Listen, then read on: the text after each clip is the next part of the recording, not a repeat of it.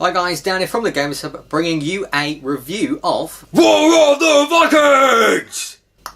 Yes, gladiator stuff, I am aware. Well, the axe isn't, but you have no idea how hard that was to put on. Like I couldn't fit the helmet on because of my hair. It was too big, so I had to have a shower just to put the helmet on for that very small fraction of a second.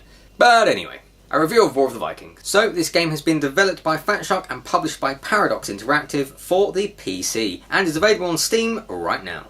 This is their second installment in the whole War of franchise, with the first being War of the Roses. So, the main difference here is, well, Vikings versus Saxons is a set of knights from royal houses, which is obviously a given because of the name. Graphically, the game looks beautiful with a nice variation of maps showing off different settings from around that era. However, if you divert your attention to the scenery for too long, you'll end up with an axe through the back of your head. And trust me, it's not going to be the last time that'll happen. So, the game offers you basic tutorials, but it's nothing really compared to online. It basically just tells you how to move, how to swing your sword in directions, but when you actually go onto a server, yeah, you're going to find out it's a lot harder. It is one hell of a learning curve, and without the matchmaking, you can basically join any server, which means you can basically just go into one full of seasoned players. And if you're new at the game, it's not going to go too well. The game requires a lot of skill in both the direction you swing and the timing you give it. Because if you swing too late, you're probably going to lunge through the person. If you swing too early, well, you've just used up probably most of your stamina and you're going to get stabbed. So basically, you can't just mash and spam your way through it, because 9 times out of 10, that's not going to work. But if you do it right, you can cut down the enemy in absolutely no time. As I just previously mentioned, you do get a stamina bar, but yeah, it gets used up pretty quickly, especially when you block, or if you charge for an attack at quite a distance, like say you're on the other side of the map and you see someone, it's not going to be worth it, because by the time you get to them, not only have you used a bit of your stamina up, but also the power of your swing isn't actually going to be as effective, because it goes up to really powerful, and if you hold too long it goes back down, and basically your guy tires out. He can't hold a really powerful swing for ages. So, you know, word of advice, just start swinging when you get close to them, but not too close, otherwise, yeah, it's not going to work. Oh, and a rather interesting point, archers don't actually get a set amount of arrows. Little bit weird. I find it annoying if there's like 3 of them. You know, if you've got like a handful of archers on the other team and they take it in turn shooting, then you're pretty much unstoppable. Because yeah, shooting arrows uses stamina, not actual arrows. So, you know, that's a little bit annoying, but obviously if you're the archer, well, it's fine. Infinite arrows. But the stamina bar does go down pretty fast. So when you do eventually get used to the unforgiving mechanics of the game, you can start to rack up the kills. And trust me, it's unbelievably satisfying when you do get kills, because, well, you feel like you're achieving something, because you don't get kills that often. So when you do, and you get stacks of them, you get 1, 2, I mean, the most I got was a 5 kill streak, and man, I felt pretty good after that. And, you know, if I was in Call of Duty, probably wouldn't be feeling as satisfied getting a 5 kill streak, because, you know, it's not that hard. You can just camp.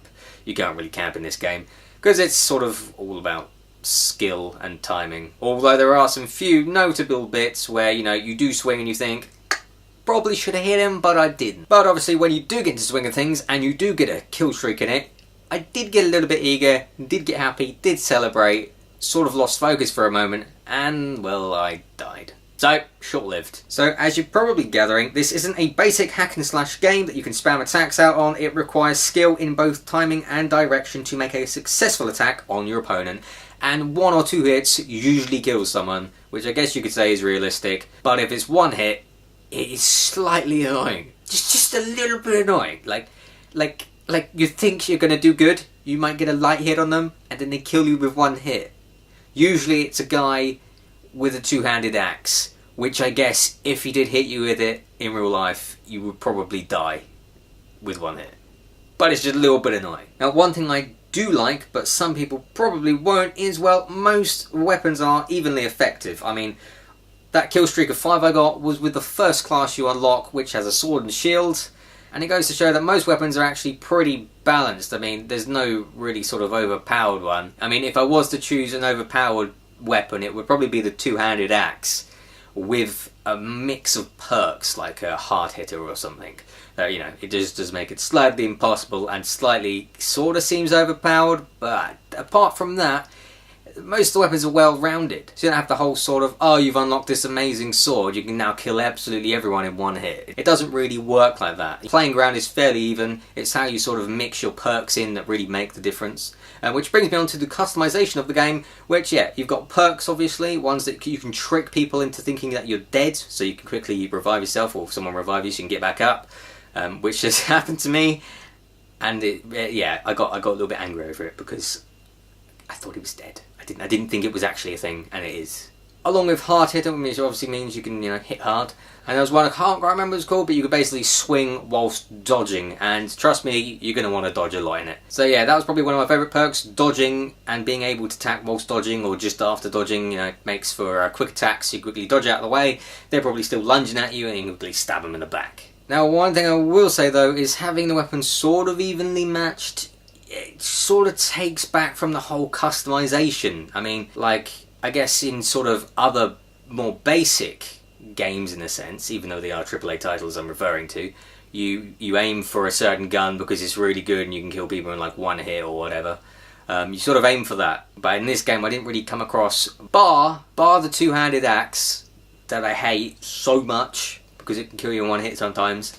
Yeah, apart from that, most of the other weapons, it's really down to how you sort of dodge and sort of block, and basically skill and some luck. Definitely some luck in there. I would say I'm pretty skillful, but I got unlucky most of the time. So yeah, having them evenly matched sort of takes back from you wanting to progress, although the customization with the capes and helmets, although slightly limited, you can paint your shield for example, it still adds to you sort of customizing your characters and classes. And yeah, friendly fire on this game is an actual thing, and you get minus XP from it, and it is really, really hard to avoid your friends if you're crowding around the same guy and you want to kill him. Because obviously getting the kill feels rather satisfying, and you don't really want to get an assist.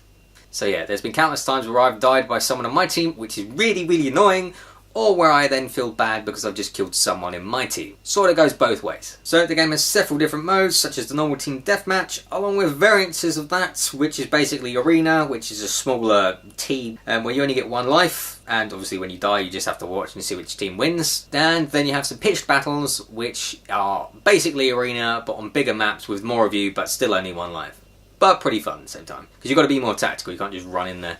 Even though when I do run in there tactically I end up dying anyway. But my favourite game mode overall has to be Conquest, due to the fact there are points and you have to capture them. Usually there's a centre point that you have to fight over. Spawn points on this are not set that well. I mean, sometimes you have a timer to count down until you can spawn, and sometimes by the end of that you spawn and your teammates are no longer spawning in that area with you. So you spawn in with the enemy and basically immediately die. It's not fun, so yeah, little niggle there. But again, it can be quite funny if someone spawns in front of you and 3 other people, so, sort of from both sides again. So overall, the game is rather ruthless, and with such a steep learning curve for new players, well, I just think maybe it would put them off if they sort of jump into the game, first match, and accidentally, due to the no matchmaking, jump into a server that is full of veterans.